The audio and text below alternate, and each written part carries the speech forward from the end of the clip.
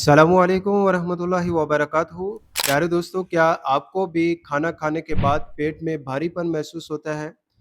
आपके मैदे के अंदर मुसलसल जलन होने लगती है, खुराक की नाली के अंदर जलन होने लगती है, आपके पेट के अंदर बहुत ज़्यादा गैस बनने लगती है, आपका पेट फूल जाता है और आप मुसलसल बेआरामी महसूस करते हैं और आप ये सोच रहे हैं कि आपकी ये तमाम अलामात आपके मैदे के अंदर तेज़ाबियत और बदहज़मी की वजह से हो रही हैं। तो हो सकता है कि आप ये गलती कर रहे हो। आपके मैदे के अंदर जलन होना, बार बार में पेट में गैस बनना, पेट फूल जाना, ये हमेशा मैदे की तेज़ाबियत और बदहज़मी की वजह से नहीं, बल्कि आपके मैदे के अंदर एच पैलोरी इन्फेक्शन की वजह से भी हो सकता है। दोस्तों, अगर आपका बार बार पेट ख़राब रहता है, पेट में बहुत ज़्यादा गैस बनने लगती है, मुसलसल बेआरामी महसूस करते हैं, मैदे के अंदर मुसलसल जलन रहती है, तो आज की ये वीडियो आपके लिए बहुत अहम हो सकती है। आज की इस वीडियो में मैं आपको एच पैलोरी इन्फेक्शन की 3 अहम अलामात के बारे में बताऊंगा। नंबर 3 अलामत बहुत अहम है, उसे आप बिल्कुल भी मिस ना कीजिए। नंबर 1 अलामत, आपके पेट में मुसलसल बार-बार गैस बनना और आपका पेट फूलना।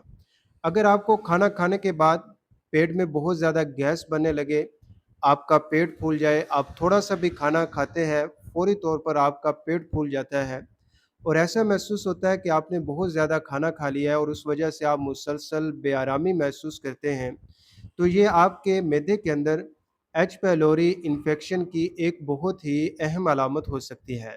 नंबर 2 अलामत, आपको बार-बार मतली होना और आपकी भूख कम हो जाना। दोस्तों, अगर आपको बार-बार मतली होती रहती है, इसी तरह आपकी भूख बहुत ज़्यादा कम हो चुकी है, थोड़ा-सा भी खाना खाने के बाद आपका पेट भर जाता है, खाना खाने का आपको दिल नहीं करता, तो ये भी आपके मैदे के अंदर एच पैलोरी इन्फेक्शन की एक बहुत ही अहम अलामत हो सकती है। नंबर 3 अलामत, जो कि बहुत अहम है और अक्सर लोग इस अलामत को नज़रअंदाज भी करते रहते हैं, वो ये है कि आपके पेट के ऊपर वाले हिस्से में, ख़ास तौर पर मैदे के मकाम पर आपको मुसलसल हल्का-हल्का दर्द महसूस होने लगे। ऐसा दर्द महसूस होता है जैसा कि वो जलनदार दर्द है, चुभने वाला दर्द होता है और ख़ास तौर पर ये दर्द आपको हमेशा खाली पेट ज़्यादा होता है और खाना खाने के बाद थोड़ा-सा कम हो जाता है। तो ये फिर आपके मैदे के अंदर एच पैलोरी इन्फेक्शन की एक बहुत ही अहम अलामत हो सकती है।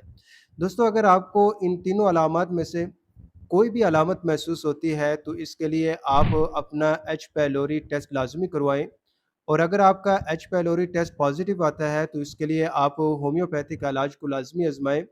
होम्योपैथिक इलाज से एच पैलोरी का मसला मुस्तकिल तौर पर ठीक हो सकता है।